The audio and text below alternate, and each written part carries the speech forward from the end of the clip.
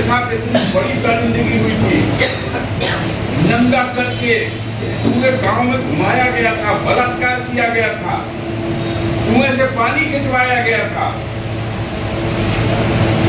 और जब उसने अपने ऊपर करने वाले अत्याचार करने वाले को सजा देने का काम किया तो हमारा समाज उसको डाकू और बहुत दुर्दांत घोषित करके कानून भी और समाज भी कोई नाम लेने वाला नहीं।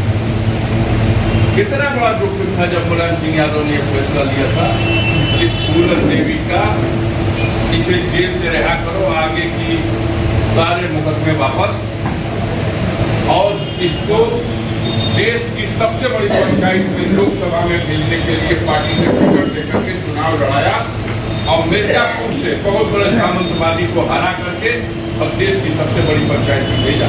एक बार नहीं, दो बार पूरन देवी पार्लियामेंट में गई। तो उनके कुछ फैसले बेजोड़ हैं जिनका कहीं कोई किसी से मुकाबला नहीं किया जा सकता, कोई जोड़ नहीं लगा सकता कि वो क्या कर सकते थे। वही घटना जो घटी आज के प्रसंग में, उस घटना का मतलब नहीं है, लेकिन मैं नहीं समझता हूं कि धरती पर कोई दूसरा भी व्यक्ति था जो इतना बड़ा साहस उठाता। जब अयोध्या में बाबरी मस्जिद पर लोग चढ़े थे गिराने के लिए तो मुलायम सिंह के सामने सवाल आके खड़ा हुआ कि देश का संविधान बचेगा कि नहीं बचेगा। मेरी सरकार चली जाए तो देश की परवाह नहीं, लेकिन संविधान बचाने के लिए उन्होंने उन कानून तोड़ने वालों के खिलाफ सख्त कार्रवाई की, गोली चलाई।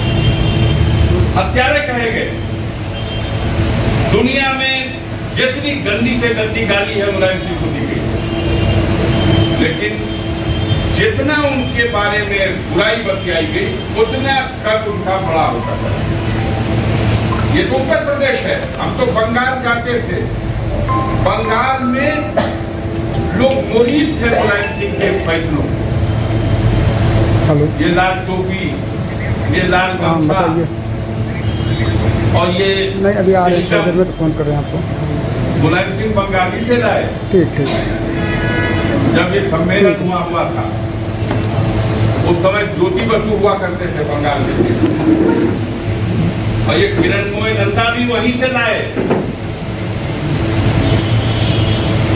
पहले समाजवादी पार्टी से टिकट दे करके उनको वहां चुनाव लड़ाया और फिर बंगाल की गवर्नमेंट में फिश मंत्री बनवाया।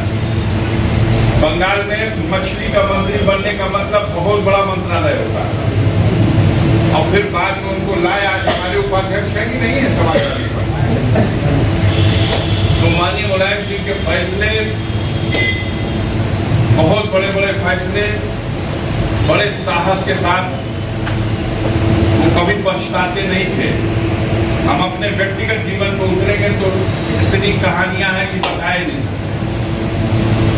और हम व्यक्तिगत रूप से ऋणी हैं उनके, क्योंकि उन्होंने हमेशा संकट की घड़ी में मेरा साथ दिया।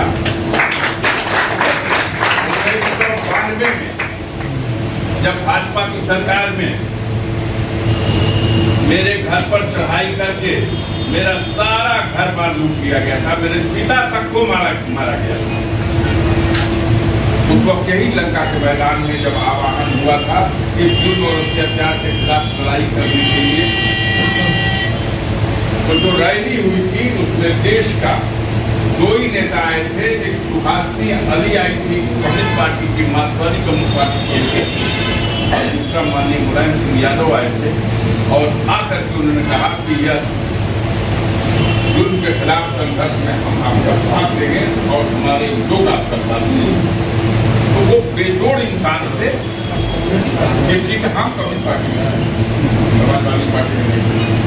फिर भी हम कह रहे हैं गुहार करने की ये एक क्षमता थी कि वो ये नहीं देखते थे कि मेरी पार्टी में है कि नहीं है, लेकिन मुझे इस गुहार में उसके पक्ष में खड़ा होना है। अन्याय के खिलाफ लड़ रहा है तो उसकी लड़ाई कमजोर न हो जाए, उसका साथ दें। उनको श्रद्धांजलि तो सच्ची तब होगी, हम सब श्रद्धांजलि दे रहे हैं और कीजिए, शाम तक कीजिए, लेकिन अगले साल के लिए प्रोग्राम बनाइए कि हम लोग छोटा बड़ा। आज 2 ही प्रोग्राम मुझे समय मिला, मैंने कहा कि ठीक है, कबड्डी प्रतियोगिता वो भी स्पोर्ट्स को बहुत करते थे, फुटबॉल प्रतियोगिता वो भी करते थे। मीटिंग करके 1-2 घंटा 3 घंटे में हम सब उठ के चले जाए। अरे ये कार्यक्रम दिन रात जश्न मनाने का है। कहिएगा पूर्ण तिथि है, आप बताइएगा पूर्ण तिथि भी हम जश्न के रूप में ये मनाएंगे, क्योंकि ये नेता मरा नहीं है, ये अमर है। और हम उसका मातम नहीं करेंगे, उसको हम अपने संकल्प लेने के लिए खुशी का दिन मानेंगे। इन्हीं बातों के साथ आप सबको बहुत। अब ये दूसरी पुण्यतिथि थी श्रद्धेय माननीय मुलायम सिंह जी की, और ये समता भवन है। पार्टी के जिले से कोने कोने से सभी वरिष्ठ नेतागण आए हुए हैं, और माननीय मुलायम सिंह जी की जो जीवनी थी या जो उनके क्रियाकलाप थे या जो उनका संकल्प था, उसी को अपने अपने ढंग से लोग बता रहे हैं और अपनी श्रद्धा का सुमन अर्पित कर रहे हैं। इसी सिलसिले में नेताजी की ही स्मृति में आज पुण्यतिथि के अवसर पर करंडा में सैतापट्टी में एक कबड्डी का प्रोग्राम है, मैं वहां जा रहा हूं। और उसके बाद एक और इसी नेताजी की ही स्मृति में एक वॉलीबॉल का प्रोग्राम है, उसमें भाग लूंगा। फिर शाम को रामलीला के प्रोग्राम है 2-3 जगह, उसमें जाना है। सांसद जी, अभी जैसे आपने कहा कि ये पुण्यतिथि में जश्न का कार्यक्रम है, इसको मतलब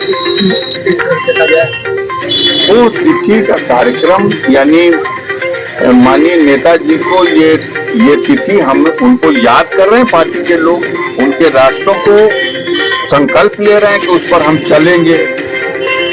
समाज में तमाम बुराई के खिलाफ माननीय मुलायम सिंह जी ने जो संघर्ष किया, जो रास्ता दिखाया, उस रास्ते पर चलने के लिए संकल्प लेना आज का तो यही था।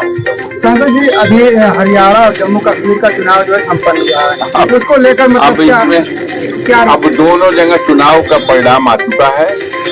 हरियाणा के चुनाव के परिणाम को लेकर के काफी लोगों में, आपके मीडिया के भाइयों को भी बहुत बड़ी गलतफहमी थी। तो ये हो रहा है कि वहाँ कुछ गड़बड़ियां भी हुई हैं, उसकी जांच उसके लिए मांग हुई है, देखिए। और जम्मू कश्मीर में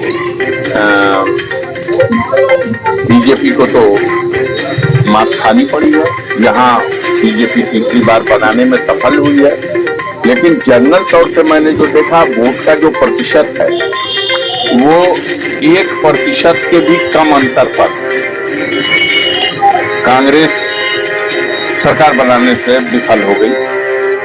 कुछ उनकी चूक होगी जिसका वो मंथन करेंगे, कुछ जो गड़बड़ियां हुई हैं कैसे उन गड़बड़ियों पर नियंत्रण पाया जाए। चुनाव आयोग की विश्वसनीयता खत्म हो चुकी है। बहुत सी चीजें। सांसद जी, जैसे अभी आपने कहा जो कमी जो है, तो क्या छोटे दलों को कांग्रेस ने अपने समाहित नहीं किया, इस कारण से हम कमेंट नहीं कर पाएंगे। ये हमारे नेता से पूछिए, हम नहीं कमेंट कर पाएंगे। हम पॉलिसी मैटर पे नहीं बोल सकते। यूपी में चुनाव होना है, उपचुनाव होना है, इसके लिए समाजवादी पूरी तरह से समाजवादी पार्टी तैयार है। 6 सीटों के लिए कैंडिडेट आ गए हैं, 6 सीटों के लिए भी नाम तय हो रहे हैं, जल्दी ही वो भी आएंगे, क्योंकि अभी किसी की भी घोषणा नहीं है। अब पूरी ऊर्जा के साथ समाजवादी पार्टी चुनाव लड़ेगी। समाजवादी पार्टी ने अपने संगठन के माध्यम से 2027 से पहले उत्तर प्रदेश में एक ऐसा माहौल बना लेने में अपने आप को सक्षम कर लिया है कि अगली बार इस सत्ता का पतन निश्चित है और समाजवादियों के नेतृत्व में सरकार बनेगी। बीजेपी भी यही मान रही है कि जो हरियाणा का चुनाव परिणाम आया है वही उत्तर प्रदेश में आएगा। तो जो परिणाम आया था 2024 में, हम बात कर रहे हैं आपसे, आज से 3 महीना पहले जो परिणाम आया, उस परिणाम में आप तो नहीं दिखाते कि बीजेपी को उत्तर प्रदेश में 403 विधानसभा सीटों में मात्र 137 विधानसभा सीटों में लीड मिली, और उसके बरक्स उसके विपरीत जो इंडिया गठबंधन था उसको 266 सीटों पर लीड मिली है।